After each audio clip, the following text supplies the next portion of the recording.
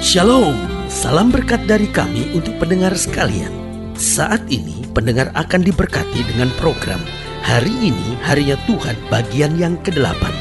Sebuah program rohani tentang doktrin Alkitab yang menolong kita untuk semakin tertanam dalam kebenaran firman dan bertumbuh dalam kemuliaan. Bersama hambanya, Pendeta Gilbert Lumwendong, STH.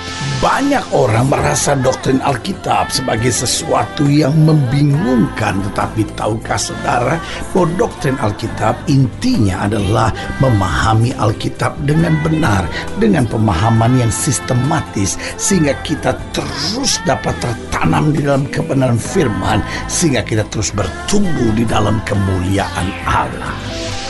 Buka hati saudara sekalian untuk menerima berkat-berkat firman-Nya hari ini.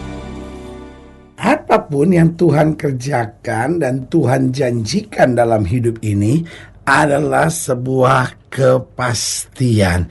Contohnya, Dia pasti dalam mengampuni dosa kita. Alkitab bilang, walaupun dosamu merah seperti kermizi, akan diputihkan seperti salju. Sebuah kepastian. Alkitab tidak bilang, walaupun dosamu merah seperti kermizi, aku usahakan seputih-putihnya kalau bisa. Tapi kalau nggak bisa, ya mau diapain, ya kan? No, Dia dalam mengampuni dosa kita itu pasti. Artinya kalau kita bertobat sungguh-sungguh, kalau kita berseru kepada Tuhan dengan sungguh-sungguh, kalau kita bertobat dan kembali kepada Tuhan dengan sungguh-sungguh, maka saudaraku yang kasih dalam Tuhan, Dia mengampuni kita. Alkitab berkata, kalau kita mengaku dosa kita, Allah itu setia dan adil, dan Dia akan mengampuni kita dari segala kejahatan kita. Artinya hidup Kristen bukan lagi hidup yang terus dengan rasa bersalah. Boleh saja hari kemarin kita punya kegagalan, kita punya kesalahan. Mungkin saudara berkata, pendeta dulu saya pernah aborsi loh pendeta, tapi saya sekarang benar-benar bertobat, saya benar-benar datang cari Tuhan. Apakah Tuhan masih mengampuni? Tuhan bukan cuma ngampunin, Tuhan sudah melupakan kesalahan kita. Asal saja kita berani, tidak lagi nengok ke belakang, memandang ke depan. Rencana Allah sempurna dalam hidup kita. Ingat, yang pertama, Dia pasti dalam mengampuni dosa. Yang kedua, Dia pasti dalam menyertai keseharian kita. Karena Alkitab berkata, Dia akan disebut Immanuel, Allah yang menyertai kita. Yesus sebelum naik ke sorga berkata, aku naik ke sorga, aku tidak meninggalkan kamu sebagai tim piatu. Aku akan memberi seorang penolong lain yang akan menyertai kamu selama-lamanya. Artinya apa? Dia pasti dalam menyertai kita. Karena waktu Dia naik ke sorga, Dia berkata apa? Yesus berkata dengan tegas, aku akan menyertai engkau sampai kesudahan alam. Oh haleluya. Bahkan Alkitab berkata, sampai masa putih rambutmu, aku Tuhan yang menggendong kamu terus. Haleluya. Jadi ingat, Dia pasti dalam mengampuni dosa, Dia pasti dalam menyertai kehidupan kita setiap hari. Dan yang ketiga, Dia pasti dalam menolong dan memberi kemenangan. Artinya ketika kita dalam bahaya, ketika kita menghadapi masa-masa yang sukar, kita gak pernah perlu khawatir. Karena apa? Karena Dia akan menolong kita. Dan bukan hanya Dia menolong biasa dan berusaha baik-baiknya, Dia nolong dan Dia jamin kemenangan buat kita. Makanya Alkitab berkata, di dalam Kristus kita lebih daripada orang-orang yang menang. Mungkin hari-hari ini engkau sedang menghadapi masa-masa yang sukar. Sebagai hamba Allah, saya hanya mau ingatkan, jangan kecil hati, jangan takut, jangan khawatir. Kenapa? Karena Dia bisa memberi kemenangan bagi kita tepat pada waktunya. Dan yang keempat, saya pelajari, haleluya, bahwa Dia Allah kita memberi kepastian. Dia pasti dalam memberi yang terbaik dalam hidup kita. Alkitab bilang apa? Singa muda boleh merana kelaparan, tapi orang yang berharap kepada Tuhan tidak pernah kekurangan sesuatu yang baik. Karena itu Alkitab dengan tegas berkata, Tuhan tidak pernah beri batu untuk anak-anaknya yang minta roti. Saudaraku yang kasih dalam Tuhan, Allah kita adalah Allah yang memberi kepastian buat kita. Haleluya. Selamat datang dalam program kita hari ini, Harinya Tuhan. Sebuah program rohani yang kembali mengingatkan kepada kita betapa pentingnya kita menjadikan firman Tuhan sebagai dasar keseharian hidup kita. Karena selama kita menjadikan firman Tuhan sebagai dasar keseharian hidup kita, langkah-langkah ke depan kita penuh dengan kepastian, kemenangan, berkat, mujizat, dan perkara-perkara besar. Haleluya. Dan dalam program ini kita akan membahas tentang satu kata yang sering kali dipakai oleh banyak orang, yaitu moga-moga, ya kan? Orang berkata, ya moga-moga Tuhan tolong ya moga-moga bisa berhasil ya moga-moga bisa diberkati oleh Tuhan. Wah saudara, moga-moga seperti kayak nggak pasti.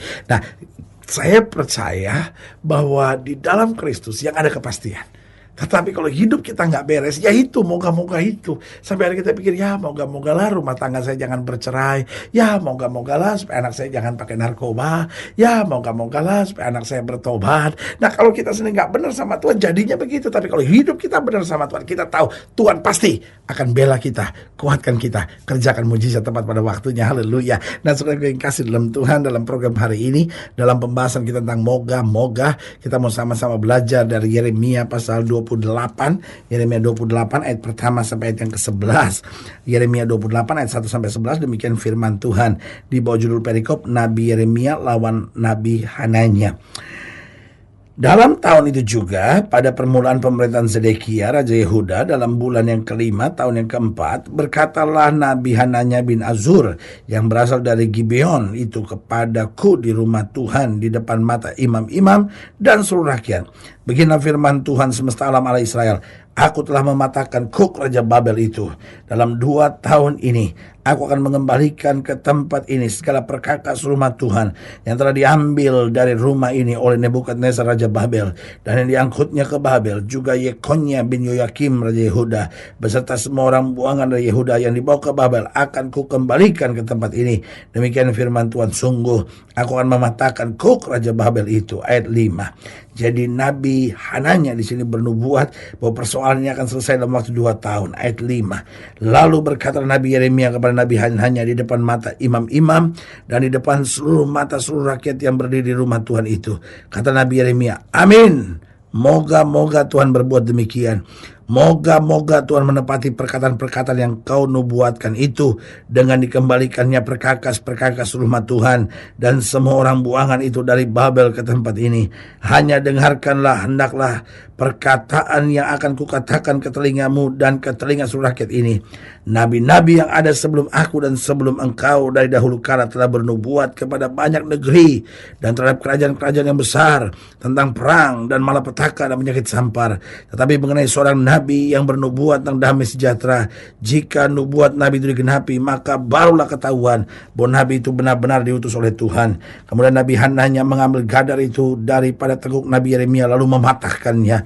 Berkatalah Hananya di depan mata seluruh rakyat itu, beginilah firman Tuhan, dalam 2 tahun ini, begitu jugalah aku akan mematahkan Kuk Nebukadnezar Raja Babel itu daripada tengkuk segala bangsa. Tapi pergilah Nabi Yeremia dari sana. Saudaraku yang kasih dalam Tuhan, Nabi Yeremia sudah bernubuat 70 tahun, tapi Nabi Hananya bernubuat 2 tahun. Oh, dengan sedikit mengejek. Kemudian Yeremia berkata, moga-moga Tuhan mendengarkan. Tetapi Yeremia memberitahu itu nubuat yang keliru. Saudaraku yang kekasih dalam Tuhan, ini yang menjadi persoalan. Apa yang seringkali membuat kelihatannya kok pertolongan Tuhan, kok firman Tuhan kelihatannya moga-moga, kelihatannya nggak pasti, kok belum kita raih. Nah, yang pertama, kalau kita hidup dalam dosa, Alkitab bilang bukan tangan Tuhan kurang panjang, bukan telinganya nggak sanggup dengar, tapi yang menjadi jurang penghambat kamu dengan Allahmu, yaitu segala dosamu. Saudaraku yang kasih dalam Tuhan, kita boleh dekat sama pendeta, kita boleh doain oleh pendeta, kita boleh tiap hari pelayanan, kita boleh nyumbang gereja sampai kita disebut sebagai jemaat kesayangan dari pendeta itu. Tapi kalau kita masih hidup dalam dosa, saudaraku yang kasih dalam Tuhan, kita nggak bisa lihat pertolongan Tuhan. Makanya kita bingung, kenapa kok rumah tangga nggak selesai-selesai masalahnya, kenapa urusan anak-anak kok terus begini, kenapa ekonomi jatuh bangun. Saudaraku yang kasih dalam Tuhan, karena masih ada dosa di dalamnya. Sebagai hamba Allah, saya mau ingatkan, bertobat saudara, tinggalkan dosamu, kembali kepada firman Tuhan, hidup dalam kebenaran, dan engkau akan kagum melihat bagaimana Tuhan memberi kepastian dalam hidup saudara. Yang kedua, saya pelajari apa yang membuat pertolongan Tuhan kok sepertinya menjadi nggak pasti gitu. Yang kedua, karena kita bimbang dan khawatir. Alkitab sudah berkata, sesuai dengan imanmu jadi padamu. Tetapi Alkitab juga bilang, orang yang bimbang jangan harap dapat apa-apa. Tahukah saudara, kebimbangan dan kekhawatiran sebenarnya juga adalah iman. Cuman iman kepada hal-hal yang positif. Itu disebut kepercayaan. Tetapi iman kepada hal-hal yang negatif itu disebut kebimbangan. Jadi saya ulangi sekali lagi, bimbang dan khawatir itu sebetulnya iman. Hanya kalau iman itu ke arah positif itu disebut iman, keyakinan, kepercayaan. Tetapi kalau iman kepada hal-hal yang negatif itu disebut kebimbangan, kekhawatiran, saudara-saudara. Itu sebabnya Alkitab dengan tegas berkata, apa yang kutakutkan itu yang menimpa aku. Artinya apa? Yang kutakutkan ini kan aku imani. Artinya kayaknya aku yakin banget aku gak bisa sembuh lagi. Berarti kan dia bimbang, dia khawatir. Saudaraku yang kasih dalam Tuhan, orang bimbang dan khawatir gak bisa lihat pertolongan Tuhan dengan pasti. Yang ketiga, apa yang membuat pertolongan Tuhan menjadi tidak pasti?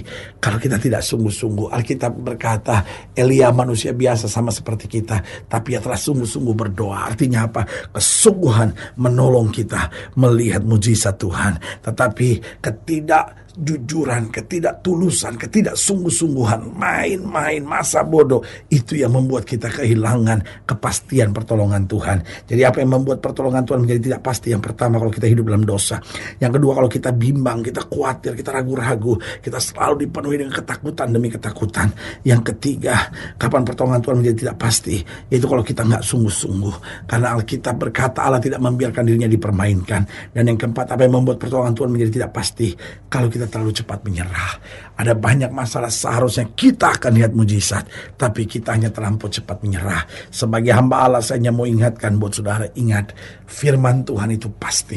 Janji Tuhan itu pasti.